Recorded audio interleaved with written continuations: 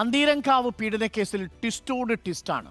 ഇപ്പോൾ ഏറ്റവും ഒടുവിൽ നമുക്ക് ലഭിക്കുന്ന വിവരമനുസരിച്ച് കേസ് സെറ്റിൽ ചെയ്യാനുള്ള അഫിഡവിറ്റിൽ പെൺകുട്ടി ഒപ്പിട്ടിരിക്കുന്നുവെന്നാണ്. നമുക്കിപ്പം പന്തീരങ്കാവ് കേസിലെ പെൺകുട്ടിയുടെ അച്ഛൻ തത്സമയം ചേരുന്നുണ്ട്. നമുക്ക് അച്ഛനോട് ചോദിക്കാം. എന്നെ കേൾക്കാൻ കഴിയുന്നുണ്ടോ അങ്ങേക്ക്?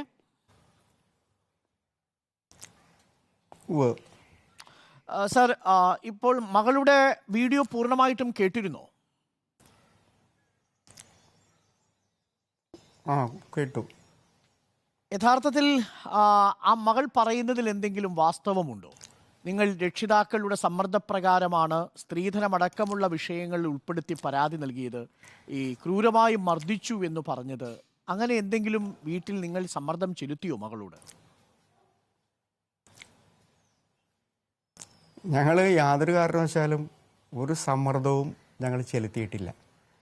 കാരണം അവൾ ഇപ്പോൾ പറഞ്ഞത് മുഴുവൻ പച്ചക്കള്ളമാണ്. ഞങ്ങൾ 12-ാം തീയതി രാഹുലിൻ്റെ വീട്ടിൽ അടുക്കള കാണാനായിട്ട് പോയിരുന്നു. അപ്പോൾ അവളെ കണ്ട മുഖത്തെ പാടുകളും നെറ്റിയിലെ മുഴയും മൂക്കിൽ നിന്ന് രക്തമാണതിൻ്റെ പാടുകളും കഴുത്തിലെ കുരുക്കിട്ട ഇതിൻ്റെ പാടുകളുമൊക്കെ ഇത് നേരിട്ട് കണ്ടതാണ്.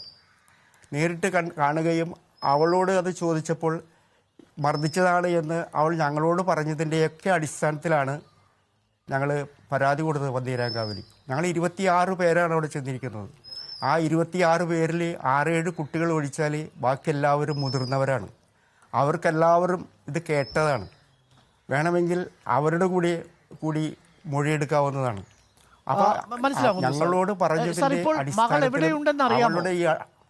ഞാൻ മനസ്സിലാക്കുന്നത് കഴിഞ്ഞ കുറച്ച് ദിവസങ്ങളായി നിങ്ങളുമായി ഒരു ബന്ധവുമില്ല മകൾക്കെന്നാണ്. ഞങ്ങൾ കഴിഞ്ഞ ശനിയാഴ്ച വരെ മകളുമായിട്ട് ഫോണിൽ ബന്ധപ്പെട്ടിരുന്നു. പിന്നീട് ഞായറാഴ്ച വിളിച്ചപ്പോഴാണ് സ്വിച്ച് ഓഫ് ആണെന്നറിയുന്നത്. അപ്പോൾ വീണ്ടും ഞങ്ങൾ തിങ്കളാഴ്ച രാവിലെ വിളിച്ചു, അപ്പോഴും ഫോൺ സ്വിച്ച് ഓഫാണ്. അങ്ങനെയാണ് ഞങ്ങൾ മകളുടെ ഓഫീസുമായിട്ട് ബന്ധപ്പെടുന്നത്. മകൾ എവിടെയാണ് ജോലി ചെയ്തിരുന്നത്? 3-ാം തീയതി മുതൽ മകൾ എവിടെയാണ് ജോലി ചെയ്തിരുന്നത്? അവിടെ ഹോസ്റ്റലിൽ നിന്നാണോ ജോലിക്ക് പോയിക്കൊണ്ടിരുന്നത്? അതെ, അവർ 5 പേര് കൂടി ഒരു വീട് എടുത്തിട്ടുണ്ട്. അത് ഈ ഓഫീസിനടുത്ത് തന്നെയാണ് ആ വീട്. അവിടെ നിന്നാണ് ജോലിക്ക് പോകുന്നത്. എവിടെയാണ് സ്ഥലം? അത് കഴക്കൂട്ടത്തെ കിൻഫ്ര പാർക്ക് ഉണ്ടല്ലോ, മനസ്സിലായി, സ്ഥലം എനിക്ക് മനസ്സിലായി. അപ്പോൾ അവിടെ വീട്ടിൽ നിന്ന് പോയി അവിടെ ജോലിക്ക് പോകുന്നുണ്ടായിരുന്നു. ഞായറാഴ്ച വരെ ഫോണിൽ ബന്ധപ്പെട്ടു. തിങ്കളാഴ്ച മുതൽ ഓഫീസിലും എത്തിയിട്ടില്ല. നിങ്ങളുടെ ഫോൺ എടുക്കുന്നുമില്ല അല്ലേ? ഇല്ല. ഈ സുഹൃത്തുക്കളെ വിളിച്ചപ്പോൾ ചോദിച്ചില്ലേ അവരവിടെ ഉണ്ടോ ഇല്ലയോ എന്ന്? കഴിഞ്ഞ 3-ാം തീയതി തിങ്കളാഴ്ച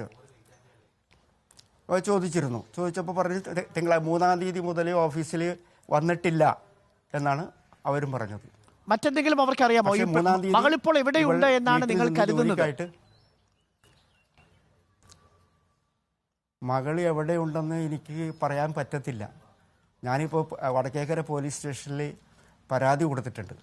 അപ്പോൾ ആ നമ്പർ അനുസരിച്ചിട്ട് സൈബർ സെല്ലുമായിട്ടൊക്കെ ബന്ധപ്പെട്ടിട്ടുണ്ട്. അപ്പോൾ ഒരു കാര്യം കൂടി, ഈ സുഹൃത്തുക്കളോട് ചോദിച്ചപ്പോൾ അവർ ഞായറാഴ്ച തന്നെ 3-ാം തീയതി തന്നെ ഈ വീട്ടിൽ നിന്ന് പോയി എന്നാണോ സുഹൃത്തുക്കൾ പറഞ്ഞത്? അല്ല, 3-ാം തീയതി എൻ്റെ വീട്ടിൽ നിന്ന് ജോലിക്കായിട്ട് പോയി. ഓ, അത് ശരി. അപ്പോൾ ഈ കഴിഞ്ഞ ഞായറാഴ്ച മുതലാണ് എൻ്റെ വീട്ടിൽ നിന്ന് മെനഞ്ഞാന്ന് വരെ സംസാരിച്ചിരുന്നു. അതായത് ഇന്ന് ചൊവ്വാഴ്ചയല്ലോ, ഈ കഴിഞ്ഞ ശനിയാഴ്ച വരെ സംസാരിച്ചിരുന്നു. ആ സമയത്തും ഇത്തരം കാര്യങ്ങളെ കുറിച്ച് സ്വിച്ച് ഓഫ് ഇങ്ങനെ സമ്മർദ്ദമുണ്ടെന്നോ രാഹുലിന്റെ വീട്ടുകാർ സമ്മർദ്ദം ചെലുത്തുന്നെന്നോ ഒന്നും പറഞ്ഞിട്ടില്ല അല്ലേ? അതായത് ഈ കുട്ടി മിസ്സിംഗ് ആണെന്ന് മനസ്സിലാക്കുന്നത് ഇന്നലെയാണ്, തിങ്കളാഴ്ച. അപ്പോഴാണ് അപ്പോൾ അവളിങ്ങനെ പറയണമെങ്കിൽ തീർച്ചയായിട്ടും ഒരു സമ്മർദ്ദത്തിന് വിധേയമായിട്ടാണെന്ന് തന്നെയാണ് ഞങ്ങൾ വിശ്വസിക്കുന്നത്. ഒരു കാര്യം പറയില്ല, കാരണം ഞങ്ങളുടെ കുട്ടിയെ